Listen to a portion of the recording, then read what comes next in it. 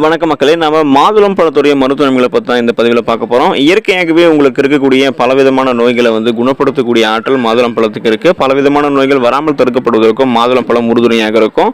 So மாதுளம் பழத்தை நீங்கள் சாப்பிடும் போதும் அல்லது நீங்கள் மாதுளம் பழத்தை சாப்பிட முடியாத இதில் இருக்கீங்க அப்படின்னா மாதுளம் பழத்தை நீங்கள் ஜூஸ் ஆகவாது குடிக்கலாம்.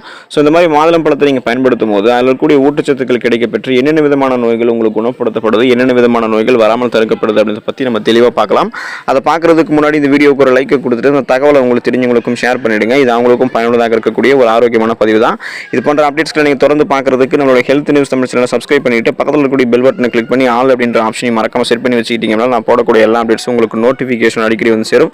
சரிவாங்க மக்களே, இப்போ வீடியோக்குள்ளே போயிடலாம். உங்களுடைய உடல் எடையை அதிகரிக்கிறதுக்கு நீங்கள் மாதுளம் பழத்தை எடுத்துக்கலாம். உடல் எடை குறைவாக இருக்கிறவங்களாம் பார்த்தீங்கன்னா உடல் எடையை அதிகரிக்கணும்னு நினைக்கும் போது கண்டிப்பாக நீங்கள் இந்த மாதுளம் பழத்தை எடுத்துக்கும் போது எந்த விதமான சைடு எஃபெக்ட்டும் இல்லாமல் ஆரோக்கியமான முறையில் உங்களுடைய உடல் எடையை அதிகரிக்க ஆரம்பிக்கும். அது மட்டும் இல்லாமல் நோயால் பாதிக்கப்பட்டு உடல் மெலிஞ்சு போயிருக்கிறவங்க தொடர்ந்து மாதுளம் பழத்தை சாப்பிட்டு வரும்போது உடல் வலிமை பெற ஆரம்பிக்கும்.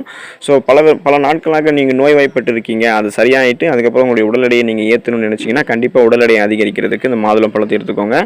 இதயம் பலம் பெறும் நீங்கள் மாதுளம் பழத்தை எடுத்துக்கும் போது. இனிப்பு மாதுளையை நீங்கள் சாப்பிட்டு வந்தீங்க அப்படின்னா மூளையும் இதயமும் சக்தி பெறும். அது மட்டும் இல்லாமல் பித்தம், இருமல் போன்றவற்றை கூட இது உங்களுக்கு போக்கும். புளிப்பு மாதுளை நீங்கள் சாப்பிட்டீங்க அப்படின்னா தடைப்பட்ட சிறுநீரை வெளியேற்றும் மற்றும் வயிற்று கடுப்பை நீக்கும். ஸோ டோட்டலாக உங்களுடைய இந்த மாரடைப்பு அப்புறம் இதய சம்பந்தமான பல விதமான பிரச்சனைகள் நீங்கள் குணப்படுத்திக் கொள்வதற்கும் வராமல் தடுக்கிறதுக்கும் இதயம் பலம் பெறுவதற்கும் மாதுளம் பழத்தை எடுத்துக்கோங்க. ஆரோக்கியமான சருமம் உங்களுக்கு வேணும்னா நீங்கள் மாதுளம் பழத்தை பயன்படுத்தலாம். சருமத்தை பராமரிக்கக்கூடியதில் மிகவும் முக்கியமானது விட்டமின் இ தான். ஸோ இந்த விட்டமின் இ சத்து மாதுளம் பழத்தில் அதிகமாகவே இருக்குது.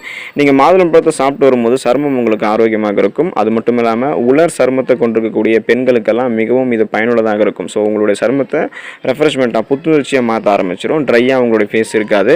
ஸோ இந்த மாதுளம் பழத்துடைய தோலை காய வச்சு நீங்கள் பொடி செஞ்சு பாசிப்பயிறு மாவு சேர்த்து நீங்கள் தடவிக்கிட்டு குளிச்சாலோ அல்லது உங்களுடைய முகத்தில் பூசிக்கிட்டாலோ உங்களுடைய உடல் குளிர்ச்சியாக இருக்கும். ஸோ இது நீங்கள் ட்ரை பண்ணி பார்க்குறேங்க, உங்களுக்கு அந்த நல்ல பலன் கிடைக்கும்.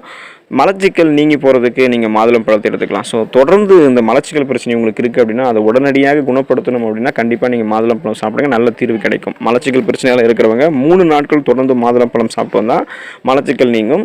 ஸோ தொடர்ந்து நீங்கள் உங்களுடைய ஆயுட்காலம் முழுவதுமே நீங்கள் மாதுளம் பழத்தை சாப்பிட்ருக்கீங்க அப்படின்னா பலவிதமான உங்களுக்கு நன்மைகள் கிடைக்கும் போது மலச்சிக்கல் சொல்லக்கூடிய பிரச்சனை உங்களுக்கு இனிமேல் வராத அளவுக்கு நீங்கள் ஆரோக்கியமாக இருக்கலாம். ஸோ அதுக்கு நீங்கள் மாதுளம் பழத்தை எடுத்துக்கோங்க. தலைமுடி ஆரோக்கியமான முறையில் வளர்வதற்கு, முடி சார்ந்த பிரச்சனைகளை குணப்படுத்துறதுக்கு மாதுளம் பழத்தை எடுத்துக்கோங்க.